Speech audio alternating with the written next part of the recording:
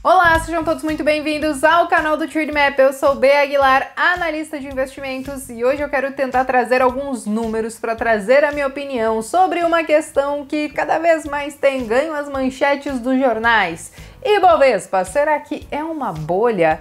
Enfim, me acompanhe até o final do vídeo, mas antes já se inscreva aqui no canal do Trademap, deixem o like de vocês e, gente, lembrem-se, já tá rolando a Liga do Trademap, então vocês podem participar para concorrer prêmios. Eu vou deixar todos os links aqui na descrição. A gente já fez live, a gente já fez vídeo, estamos postando toda semana lá no Instagram para vocês ficarem por dentro do que tá rolando, então não tem justificativa para você não participar e não concorrer a esses prêmios, beleza? Bom, pessoal, o negócio é o seguinte, vamos falar sobre o nosso índice Ibovespa, entendendo e trazendo o primeiro ponto que eu acho que é o mais relevante, tá? Nosso índice Ibovespa, nossa bolsa de valores, não é o PIB, ou seja, ele não necessariamente vai refletir a nossa economia real.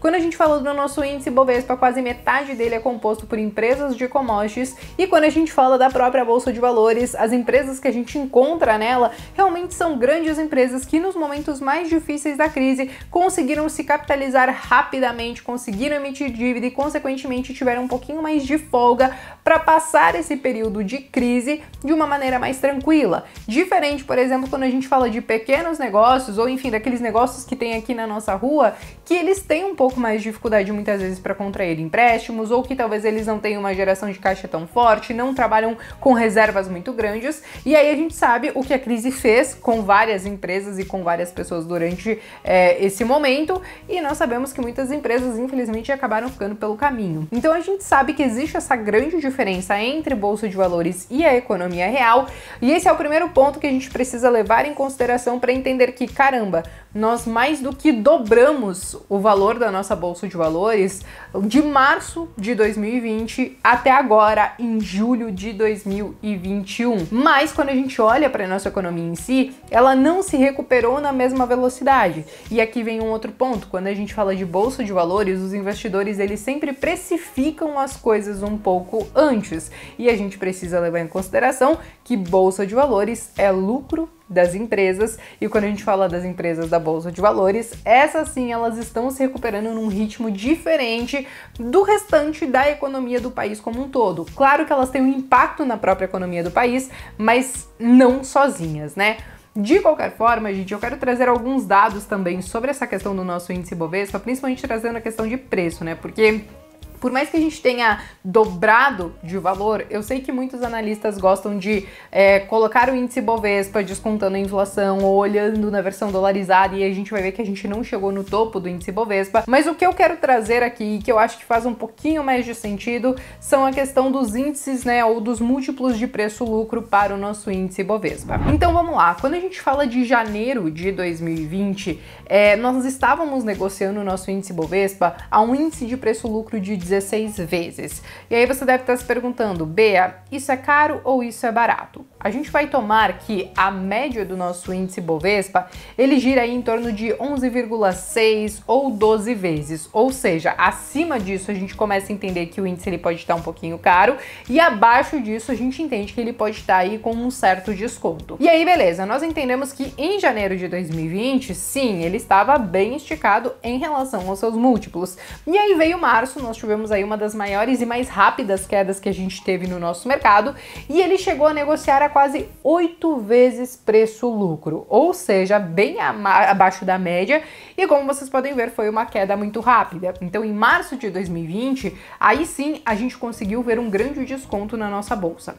Agora, quando a gente vem para julho de 2021, muitos devem estar se perguntando, beleza, a gente mais do que dobrou o valor da bolsa, com certeza a gente deve estar acima da relação preço-lucro média do nosso índice, né?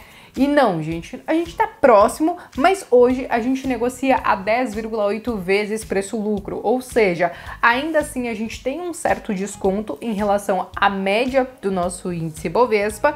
E quando a gente fala, por exemplo, no momento pré-pandemia, né, antes da gente ver todas aquelas quedas, a gente tem uma distância maior ainda. Cabe ressaltar que a gente está falando do índice como um todo, tá? Mas nós já tivemos várias empresas, por exemplo, as de commodity, que já andaram bastante, mas em compensação, algumas outras, por exemplo, do varejo, ou varejo têxtil, ou do setor financeiro, elas ainda não se recuperaram como outras empresas, como eu falei para vocês, de commodities. Então a gente está falando do índice como um todo e apesar de, sim, ele já ter subido bastante, não estar tão barato como no ano passado, ainda assim existem algumas empresas que estão descontadas dentro dele. E olhando essa relação de preço-lucro, eu não acho que a gente está num fim de um ciclo de alta. Eu acho que a gente está se encaminhando ainda para isso, acho que a gente ainda está surfando esse ciclo, mas eu acho que a gente ainda tem chão pela frente. Então não necessariamente quer dizer que nesse exato momento a gente está vivendo uma bolha e que ela vai estourar. Agora, um ponto muito relevante sobre tudo isso também, tá, gente? Quando a gente compara com o mercado americano, a gente sempre olha lá também a relação preço-lucro, por exemplo, do S&P.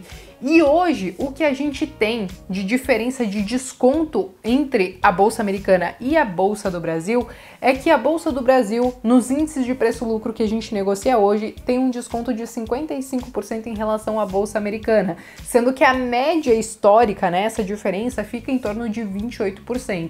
Então a Bolsa Americana acabou subindo muito e muito rápido e principalmente por conta das empresas de tecnologia que compõem bastante o índice deles e a gente aqui ainda tem um certo espaço para tentar voltar àquela média de desconto que a gente tem de 28%, mas também entendendo que tem algumas outras empresas e alguns outros setores que também não andaram. Então eu considero que sim, esses são alguns dados relevantes para a gente avaliar a situação atual que a gente vive da nossa Bolsa de Valores. Agora um outro ponto, tá, gente? E aí a gente vai começar a falar um pouquinho sobre essa questão e esses anseios da bolha em si, né? É claro que dizer que vai estourar uma bolha, que vai vir uma crise, eu já comentei inclusive em vídeos lá no meu canal, que isso nada mais é do que dizer o óbvio. E por quê? Nesta imagem aqui, eu tenho um gráfico do nosso índice Bovespa desde 1998. E quando a gente olha uma tendência nele, a gente vê que ele historicamente tá subindo, mas ele não sobe em linha reta. Como vocês podem ver aqui, quando foi em 2008, nós tivemos então a crise, né, do subprime, nós tivemos essa queda, a gente se recuperou. Aqui a gente teve uma outra queda, tá? Aqui, gente, eu queria dizer o seguinte, tá? Quase todos os anos tem alguém dizendo que tem uma bolha e tudo mais, mas não necessariamente quer dizer que a bolha vai estourar, por exemplo, como a gente viu aqui, ou como a gente viu aqui em 2020 também. Às vezes ela pode simplesmente ir se esvaziando e murchando, e aí a gente pode passar por mais tempo do que a gente desejaria em um período de queda.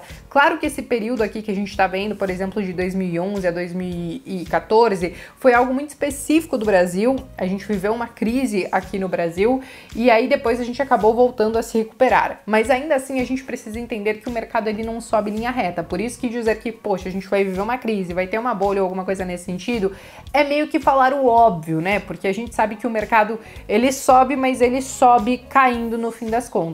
Agora, voltando aqui para os gráficos, tá, gente? Tem uma análise que eu sei que muitos analistas acabam levando em consideração, eu já levei mais em consideração ainda, hoje eu levo muito menos, que é a própria questão do nosso índice Bovespa dolarizado. Aqui pelo Trademap eu consigo trazer ele para várias moedas. Se eu colocar para dólar, eu vou ver que ele não está na máxima histórica, que a máxima histórica foi lá em 2008.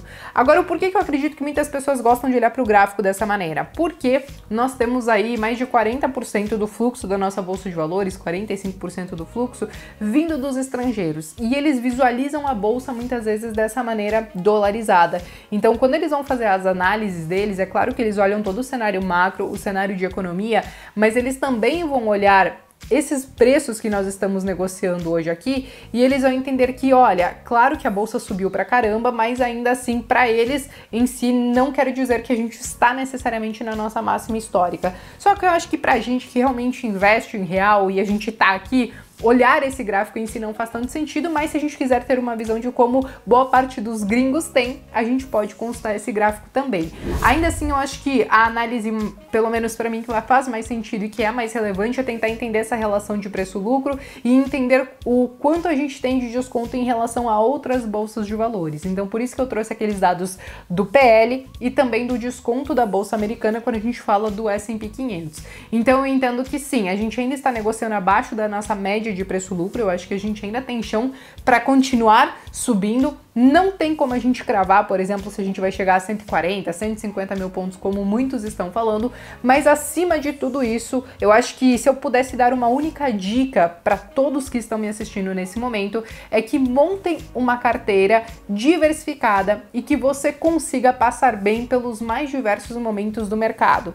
É claro que em momentos de crise, ainda assim, a gente pode ver a nossa carteira sofrer, mas se a gente está bem diversificado, se a gente tem muitas vezes um pouquinho de ouro, um pouquinho de dólar, a gente tem um pouquinho de bolsa brasileira, bolsa americana, a gente consegue diversificar os nossos investimentos, diversificar as classes de ativos e diminuir até mesmo um pouco a volatilidade da nossa carteira. Então, muitas vezes a gente pode sofrer um pouquinho na crise, mas sofreria menos do que se a gente estivesse 100% em uma única classe de ativos. Então, acho que acima de a gente querer ficar tentando acertar exatamente quando a bolha vai estourar ou quando ela vai começar a murchar, porque ela não precisa necessariamente estourar, ela pode passar vários anos ali se esvaziando, eu acho que mais importante do que isso é a gente ter uma estratégia muito bem definida, estar diversificado e saber que a gente tem alguns ativos que talvez tenham alguma correlação negativa dentro da nossa carteira para passar da melhor maneira possível por esses momentos de maior estresse, como a gente viveu em 2008, como a gente viveu agora em 2020 de novo, beleza? Enfim, gente, basicamente essa é a minha opinião sobre essa questão, se o índice ele é uma bolha, se o Ibovespa está vivendo uma bolha nesse momento ou não. Eu acho que a gente ainda tem caminho pela frente, mas eu quero saber de vocês. Escrevam nos comentários como vocês estão enxergando o mercado nesse momento e eu vejo vocês então no próximo vídeo.